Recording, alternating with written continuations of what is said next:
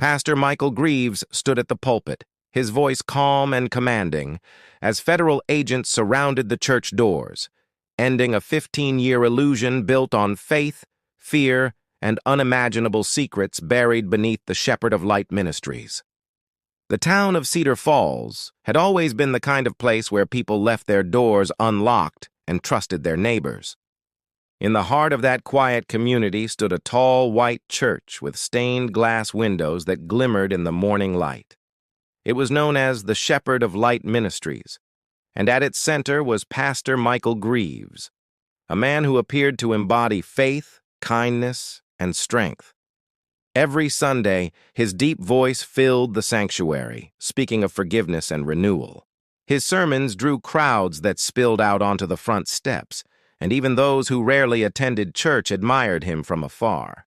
Greaves had arrived in Cedar Falls 15 years earlier, a young preacher with nothing but a Bible and a dream. His early years were marked by humility and service. He visited the sick, organized food drives, and started a shelter for recovering addicts. Over time, his ministry grew into a multi-million-dollar organization. People began donating land, money, and labor. The church built new wings, a private school, and a rehabilitation center. To the public, Pastor Greaves was a man whose heart overflowed with compassion. Local news outlets featured him as a symbol of moral leadership, and his face appeared on billboards inviting people to find hope at the Shepherd of Light. He wore his reputation like a shining crown.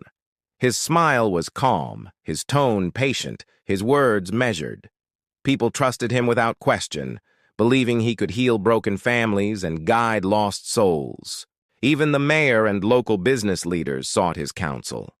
When tragedy struck, a flood, a fire, a missing child, the pastor was always there, leading prayer vigils and offering comfort.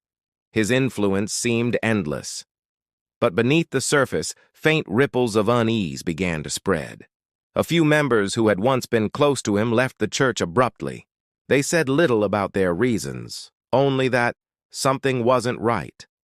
A bookkeeper resigned suddenly, citing exhaustion, but she left behind incomplete financial reports. Rumors circulated quietly in diners and barbershops about missing funds and strange late-night gatherings at the church. Most people ignored the talk, convinced it was just the work of bitter ex-members trying to tarnish a good man's name. In public, Greaves remained serene, brushing aside questions about the church's rapid growth. He told his congregation that God was blessing them because of their faith and unity. Donations increased even more, and no one dared to question where the money went. He spoke often about sacrifice and trust, urging his followers to give freely, promising their generosity would build a legacy that would change lives forever. Everything about him inspired confidence: the crisp suits, the polished shoes, the firm handshake. He exuded authority and peace. Few noticed the subtle signs of control he exercised over his flock, the way he discouraged friendships outside the church, how he insisted on knowing about members' personal struggles, and how he quietly removed those who doubted him. For years, the illusion held strong. Cedar Falls believed in their pastor. They believed in his goodness, his message, his miracles. And for a long time, so did the world beyond it.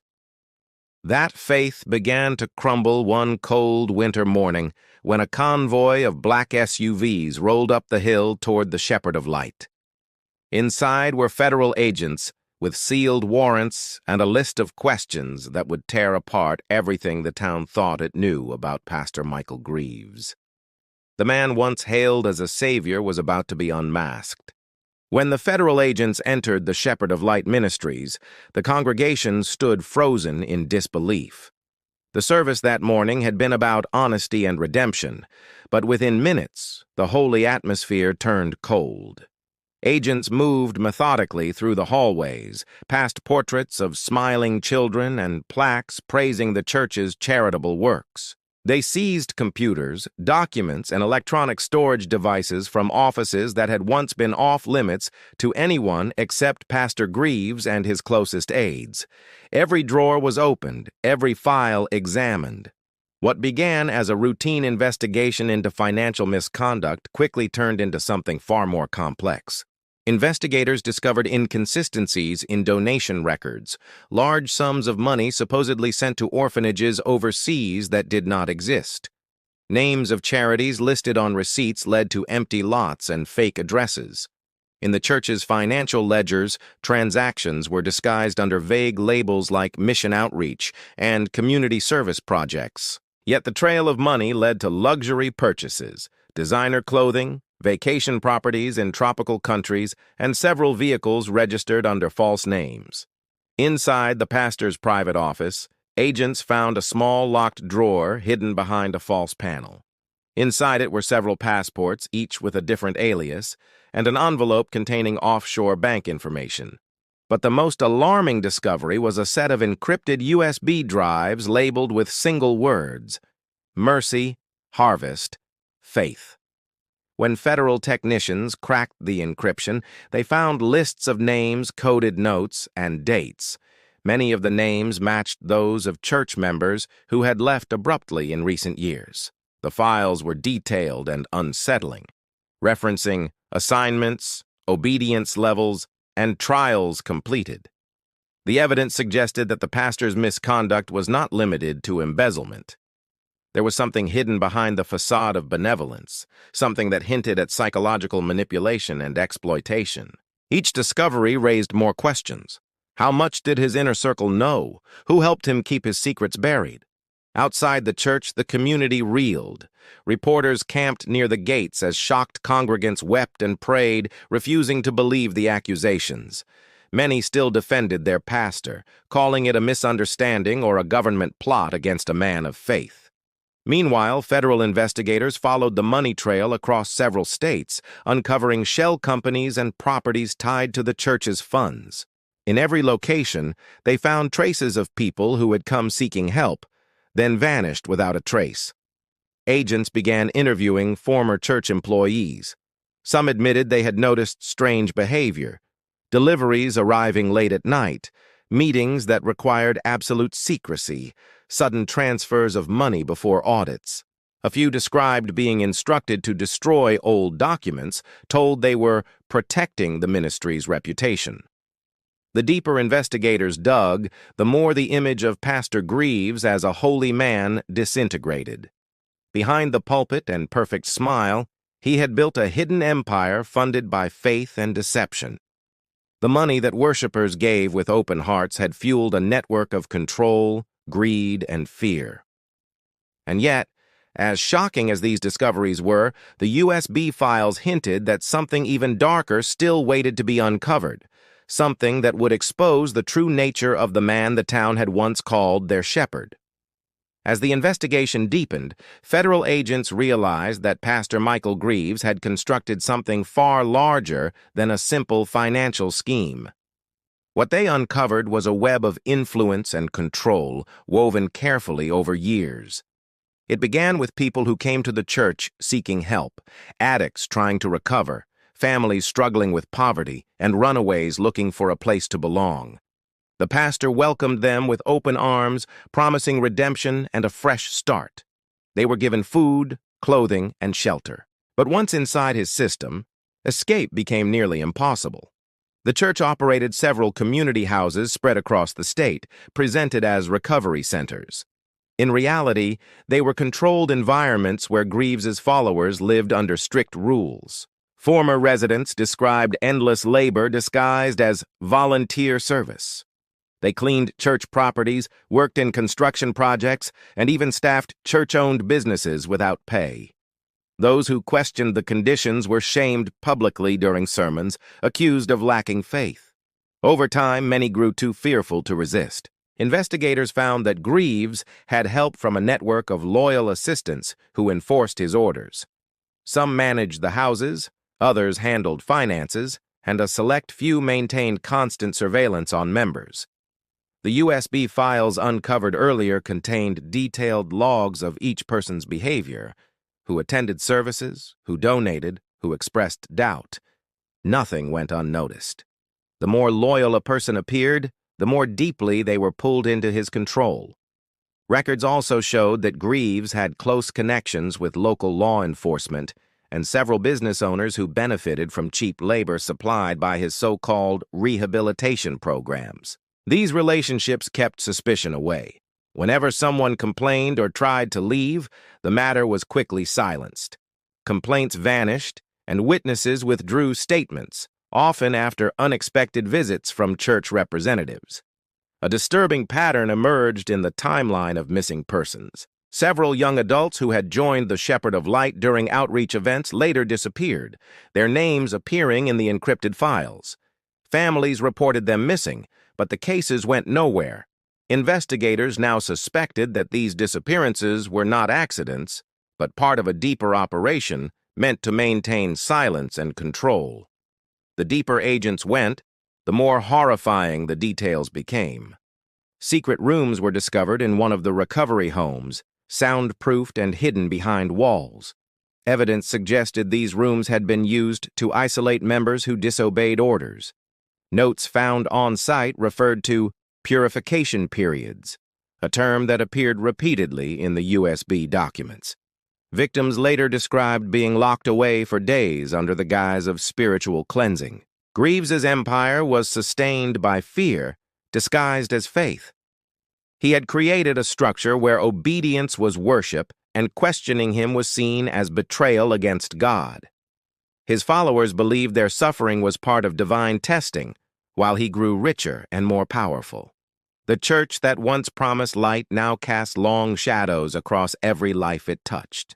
When the agents compiled all their findings, it became clear that this was no ordinary criminal case. Pastor Michael Greaves had built an organization that functioned like a cult, disciplined, secretive, and built to protect its leader at all costs.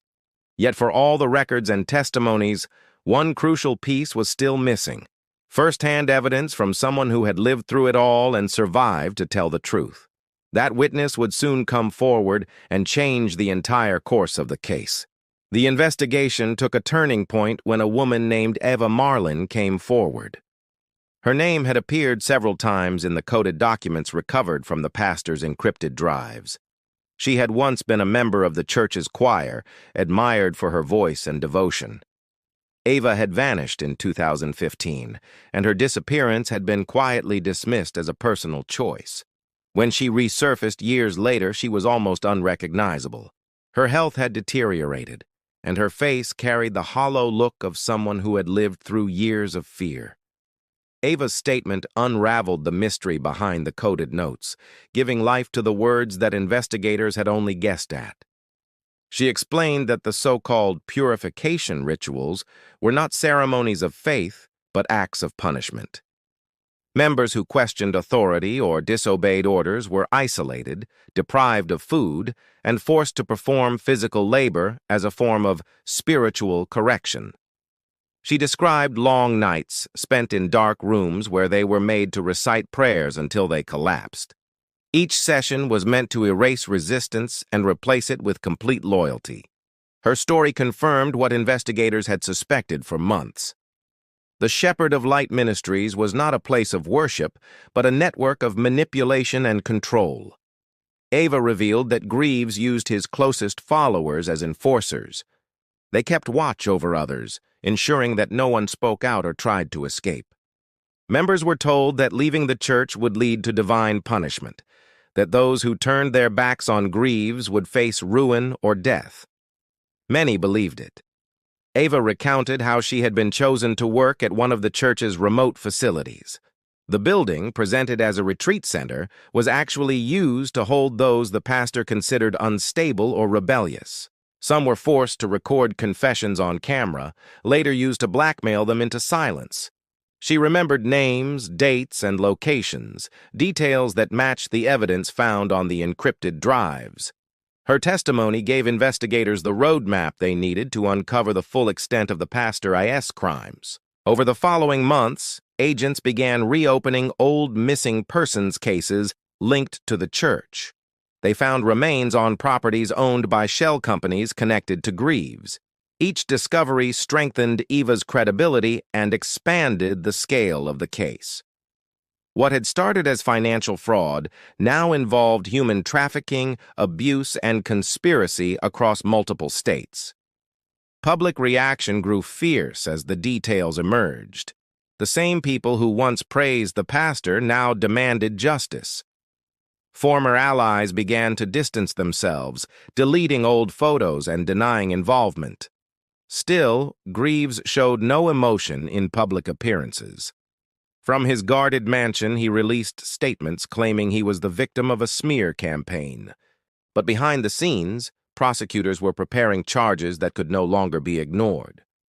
Eva's bravery broke the silence that had protected him for years. Her story exposed not just the crimes, but the power of fear and blind faith. Investigators believed the truth was finally coming to light. Yet as they prepared for trial, a series of sealed documents hinted that the pastor's reach extended even further, into systems no one had yet dared to question. The case was far from over, and the most shocking revelations were still to come. Just when authorities believed the full truth about Pastor Michael Greaves had been exposed, another wave of revelations shattered what little certainty remained. The trial was set to begin, and prosecutors were confident they had enough evidence to secure multiple life sentences. Then, a new sealed indictment was filed in federal court, containing charges that reached far beyond the church or its congregation. What investigators had uncovered was a sprawling network of surveillance, intimidation, and corruption designed to shield Greaves from justice for more than a decade. Through a series of financial records traced to shell corporations, agents discovered that Greaves had secretly funded a private security firm operating under a false name. The company's purpose was not protection, but control. It had monitored former church members, journalists, and even law enforcement officials who had questioned his operations. Dozens of hidden cameras and listening devices were found in church offices, retreat centers, and vehicles belonging to his staff. Digital forensics revealed an internal system where personal data, photographs, and private communications of hundreds of people were stored and categorized by threat level. The same offshore accounts that once financed his luxurious lifestyle had also paid for advanced surveillance software.